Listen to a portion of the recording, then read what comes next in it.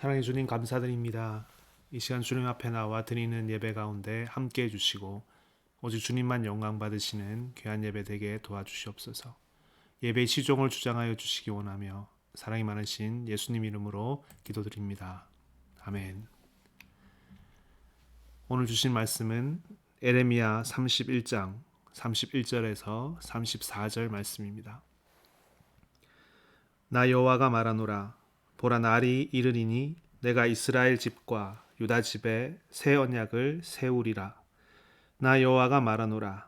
이 언약은 내가 그들의 열조의 손을 잡고 애굽 땅에서 인도하여 내던 날에 세운 것과 같지 아니할 것은 내가 그들의 남편이 되었어도 그들이 내 언약을 파하였음이니라. 나 여호와가 말하노라. 그러나 그날 후에 내가 이스라엘 집에 세울 언약은 이러하니 곧 내가 나의 법을 그들의 속에 두며 그 마음에 기록하여 나는 그들의 하나님이 되고 그들은 내 백성이 될 것이라. 그들이 다시는 각기 이웃과 형제를 가리켜 이르기를 너는 여호와를 알라 하지 아니하리니 이는 작은 자로부터 큰 자까지 다 나를 알미니라. 내가 그들의 죄악을 사하고 다시는 그 죄악을 기억지 아니하니라. 여호와의 말이니라. 아멘. 예레미야 선지자들을 통해서 주신 하나님의 예언의 말씀입니다. 예레미야는 눈물의 선지자라고 말합니다. 아픔과 고통의 시대, 하나님께서 택하신 백성 이스라엘이 지극한 어둠 속으로 들어가게 된 그 시대에 활동했던 선지자가 예레미야입니다. 그들이 하나님을 떠나고 그들이 말씀에서 떠나서 그들은 결국 약해졌고 나누어졌고 그리고 이방의 나라에 망하게 되었습니다. 그 모든 것을 목격하고 그리고 그 이전에 미리 경고하고 하나님의 심판이 임할 것임을 선포한 것이 바로 에레미야입니다. 눈물을 머금고 아픔과 호소로 그들에게 하나님의 심판을 전하였습니다. 바벨론에게 망하게 되는 그 역사는 예언처럼 실제로 이루어지고 맙니다. 하나님의 경고, 하나님의 심판은 우리가 늘 들어야 되는 말씀입니다. 그 가운데서 우리의 자리를 발견하게 되기 때문입니다. 예수님은 성전을 정화하시면서 이 성전을 헐라 내가 사흘에 일으키겠노라 하셨습니다. 무너져야 다시 지어질 수 있습니다. 무너져야 될 것은 반드시 무너져야 되는 것입니다. 그때 새로 지어질 수 있습니다. 우리에게도 마찬가지입니다. 우리에게도 부서져야 할 것이 있다면, 무너져야 할 것이 있다면 2020년 이 해가 가기 전에 부서뜨리고 무너뜨리고 새로 지어지기 원합니다. 원수된 것, 상한 것, 나누어진 것, 하나님 보시기에 거짓된 것들이 있다면 무너지고 다시 세울 수 있길 바랍니다. 심판과 회복. 본문은 예레미야서에서 지극히 적은 내용이지만 희망적인 내용이 담겨 있는 장입니다. 하나님이 그들을 회복하실 것이며 그리고 그 회복된 이스라엘 백성에게 새로운 법을 주시겠다라는 희망의 예언이 그 모든 심판의 예언 가운데 들어가 있는 것입니다. 31절입니다.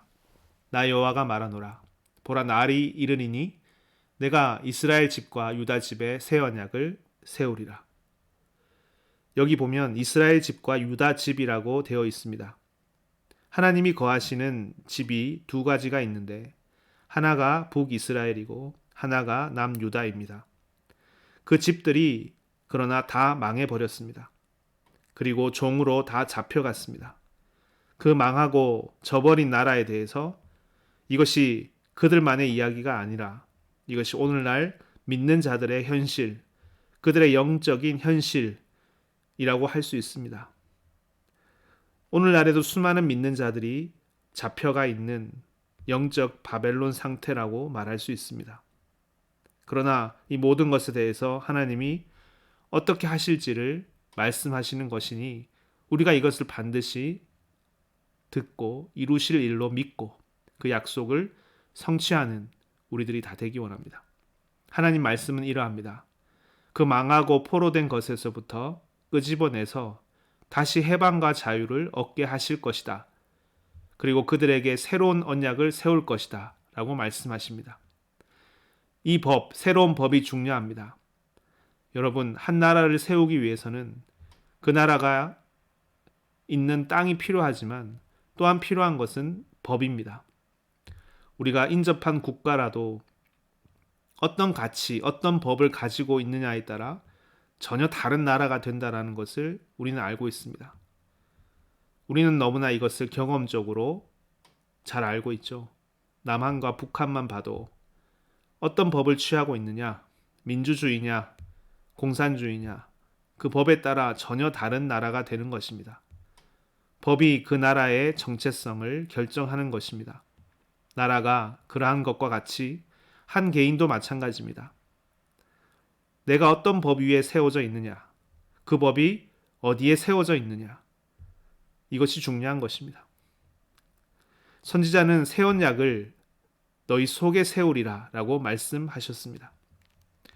새 언약이 있다면 옛 언약이 있습니다. 32절에 설명합니다. 나 여호와가 말하노라. 이 언약은 내가 그들의 열조의 손을 잡고 애굽 땅에서 인도하여 내던 날에 세운 것과 같지 아니할 것은 이스라엘이 애굽 땅에서 인도받았던 그날에 세워진 언약은 무슨 언약입니까? 모세의 언약이죠.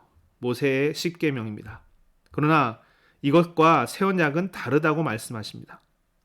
어떤 면에서 다른가? 내가 그들의 남편이 되었어도 그들이 내 언약을 파하였음이니라 하셨습니다. 옛 언약은 파하여졌습니다. 유대인들이 파하였다는 것입니다. 어찌하여 하나님의 법이 파하여질 수 있는 겁니까? 로마서 7장에 보면 바울은 율법을 남편으로 비유했습니다. 유대인들에게 있어서 율법은 남편과도 같은 존재입니다. 정말 사랑하는 것, 정말 의지하는 것, 정말 존경하는 것. 그러나 그렇게 사랑하고 가까이 있지만 올바르지 않은 방식으로 그들은 사랑했습니다. 올바르지 않은 방식으로 가까이 두었습니다. 그리고 누구도 그 언약의 법을 지키지 못했습니다. 하나님의 법은 그들에게 구원을 주시는 것이 아니라 오히려 가까이 하면 할수록 그들의 죄를 더욱 더 드러내는 것이 되었습니다. 그래서 어떻게 유대인들은 변하게 되었습니까? 다 표면화되었습니다. 신앙이 표면화되었습니다. 예수님이 가장 경계하셨던 것은 신앙의 외식이었습니다. 신앙의 외식이 무엇입니까? 형식주의라고 할 수 있습니다. 하나님에게서 칭찬을 받는 것이 아니라 사람에게 잘 보이려고 기도를 해도 사람들이 보는 데서 기도하고 금식을 해도 사람들이 잘 보이도록 초췌하게 해서 금식을 하고 구제하는 것도 사람들이 다 볼 수 있는 곳에서 예수님은 오른손이 하는 것을 왼손이 모르게 하라고 하셨습니다. 외식하게 되었다. 이들이 모두가 다 당시 신앙인들의 모습이 이러했습니다. 있지만 없는 것입니다. 사랑하였지만 이들은 결국 율법을 다 파하였습니다. 지킬 수 없었습니다. 지키지 못했습니다. 그러나 새 언약은 어떻습니까? 33절 나 여호와가 말하노라. 그러나 그날 후에 내가 이스라엘 집에 세울 언약은 이러하니 곧 내가 나의 법을 그들의 속에 두며 그 마음에 기록하여 나는 그들의 하나님이 되고 그들은 내 백성이 될 것이라. 새 언약의 특징은 무엇입니까? 그 언약은 더 이상 돌 위에 있는 법이 아니라는 것입니다. 표면화된 법이 아니다. 법과 내가 따로 떨어져 있는 타자가 아니다. 마음에 새겨진 법이다. 함께 있다. 내 안에 있다라는 것입니다. 신명기 30장을 보겠습니다. 오직 그 말씀이 내게 심히 가까워서 내 입에 있으며 내 마음에 있은즉 내가 이를 행할 수 있느니라. 새 언약은 내면화된 말씀으로 들어와 있다고 했습니다. 그것은 누가 시켜서 해야 돼서 하는 것이 아니라는 겁니다. 34절에 그들이 다시는 각기 이웃과 형제를 가르쳐 이르기를 너는 여호와를 알라 하지 아니하리니. 이렇게 말하지 않아도 되는 겁니다. 왜 그렇습니까? 마음으로 이미 믿고 있기 때문에 하게 된다는 것입니다. 이는 작은 자로부터 큰 자까지 다 나를 알미니라. 내가 그들의 죄악을 사하고 다시는 그 죄를 기억지 아니하리라. 여호와의 말이니라. 이는 모든 자가 다 나를 알미니라 라고 말씀하십니다. 모두가 여호와를 알게 될 것이다. 그는 모든 인류의 구원을 얘기합니다. 이 구원의 메시지, 이 예레미야의 예언의 성취자로 오신 분이 바로 예수 그리스도입니다. 그분이 바로 다 이 뜻을, 이 약속을 이루신 것입니다. 모든 인류에게 하나님의 법을 마음에 새겨주셨습니다. 예수님께서 전 생애를 통해서 보여주신 그 법, 내가 곧 길이요 진리요 생명이라, 내가 곧 법이니라, 사랑의 법을, 그 삶의 모범을 통해서, 십자가를 통해서 우리 마음에 새겨서 살아가게 하시는 것입니다. 오늘 제목이 새 언약을 세우리라 입니다. 여러분, 성탄절이 다가옵니다. 주님의 오심이 바로 이 새 법을 세우는 날의 출발점이 되는 것입니다. 우리가 바로 이 놀라운 예언의 성취로 오신 예수님을 진정으로 맞이하기 바랍니다. 늘 있는, 누구나 하는 예수가 아니라 이 언약의 법을 우리에게 세우는 자들이 다 되기 원합니다. 오늘 함께 기도하면서 주여, 당신이 우리에게 보여주신 그 삶으로 그 법이 우리 몸과 마음에 새겨지기 원합니다 라고 고백하기 원합니다. 그래서 더 이상 외식과 일상과 타저화된 법을 가지고 사는 신앙인들이 아니라 일체화된, 하나된 그 법의 길을 따라 살아가는 우리들이 다 되기 원합니다. 그런 성탄의 기간이 다 되시기를 축원드립니다. 아멘. 기도하시겠습니다. 사랑해 주님, 감사드립니다. 이 시간 주께 나와 우리에게 주신 예수 그리스도, 더 이상 타자화된 법이 아니라, 멀리 있는 법이 아니라, 지킬 수 없는 법이 아니라, 우리와 함께하여 죽기까지 복종하여 우리 인생에 찾아와 우리 마음에 새겨진 법으로 오신 예수 그리스도, 그것은 사랑의 법입니다. 모든 인류의 구원을 주시는 생명의 법입니다. 이 새로운 한 시대를 우리에게 맞이하게 해주신 주님, 성탄의 한때를 우리가 기다리면서 진정으로 주님의 오심의 의미를 알고 주님을 영접하는 자들 다 되게 도와주시옵소서. 이제 하나님의 법을 따라 진정으로 살아가는 우리 모두가 다 되기 원합니다. 그 주렵고 고통받았던 시대를 넘어서 이제 예수께서 오신 그 놀란 은혜의 시대로 우리가 들어가게 되었으니 이 은혜의 때를 온전히 알고 우리가 주의 말씀을 따라 사모하며 또 간절히 기도하며 그 길을 따라 살아가는 우리 모두가 다 되게 도와주시옵소서. 멀리 있는 것이 아니라 우리 마음에 있게 된 이 놀라운 한 법을 기억하고 감사드리며 이 길을 걷는, 이 생명의 길로 걸어가는 우리 모두가 다 되기를 간절히 원하며 예수의 오심을 기뻐하고 찬양합니다. 예수 그리스도 이름으로 기도드렸습니다. 아멘. 주기도문 하겠습니다. 하늘에 계신 우리 아버지여, 이름이 거룩히 여김을 받으시오며 나라의 임하옵시오며 뜻이 하늘에서 이루어진 것 같이 땅에서도 이루어지이다. 오늘날 우리에게 일용할 양식을 주옵시고 우리가 우리에게 죄 지은 자를 사하여 준 것 같이 우리 죄를 사하여 주옵시고 우리를 시험에 들게 하지 마옵시며 다만 악에서 구하옵소서. 대개 나라와 권세와 영광이 아버지께 영원히 있사옵나이다. 아멘. 이 시간 우리가 기도하는 시간입니다. 먼저 오늘 주신 말씀 붙들고 새 언약의 주인으로 오신 예수 그리스도를 우리가 진정으로 영접하고 사는 우리들, 새 법을 마음에 새겨 살아가는 우리들 다 되기 원합니다. 주님을 영접하는 이 성탄의 기간 되게 도와주시옵소서. 고백하시면서 기도하시겠습니다. 또 가지고 나오신 기도 제목과 교회 공동체를 위해서 기도하시다가 자유롭게 돌아가시면 됩니다. 함께 기도하시겠습니다.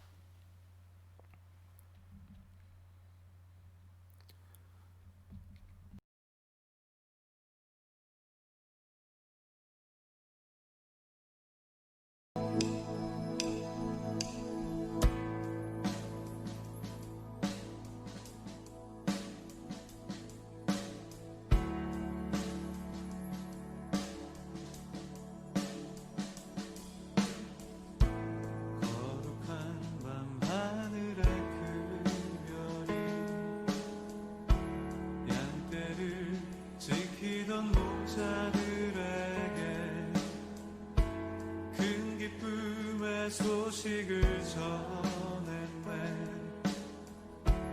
온 세상 알도록 작은 마을 베들레헴에서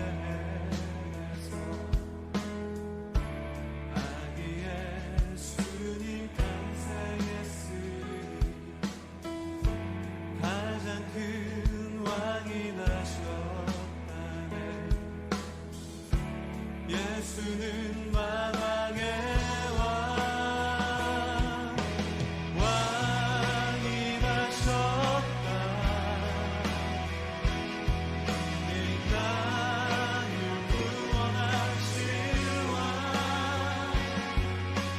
만내 성들아 기뻐하라 우리의 왕이 나셨다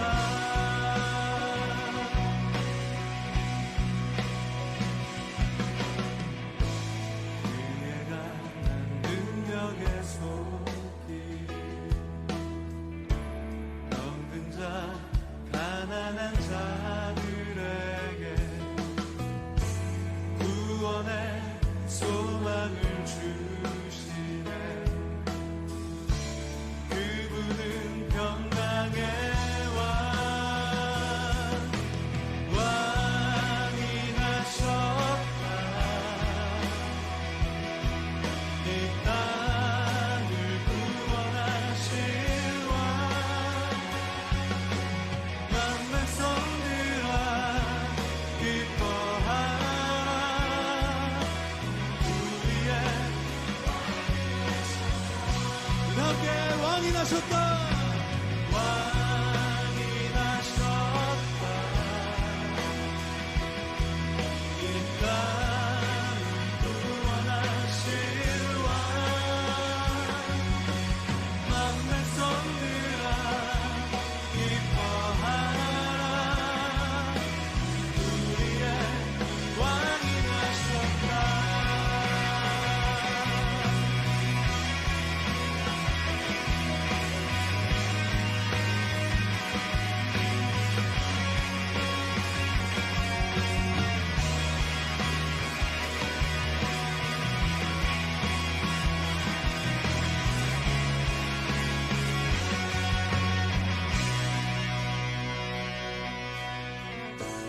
온 세상 통치할 메시아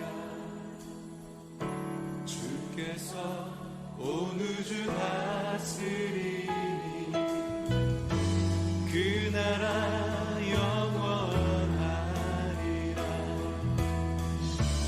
함께 경배하세 왕이 나셨다 이 땅을 구원하실 왕 만내 성들아 기뻐하라 우리의 왕이 나셨다 왕이 나셨다 왕이 나셨다 이 땅을 구원하실 왕 만백 성들아 기뻐하라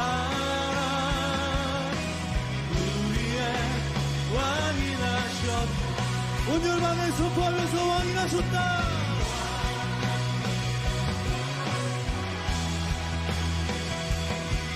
이 땅을 구원하실 왕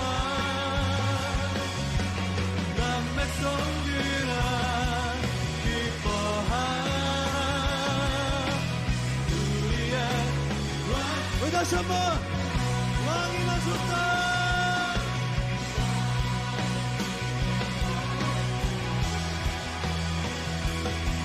이 땅을 구원하실 왕 만내 성들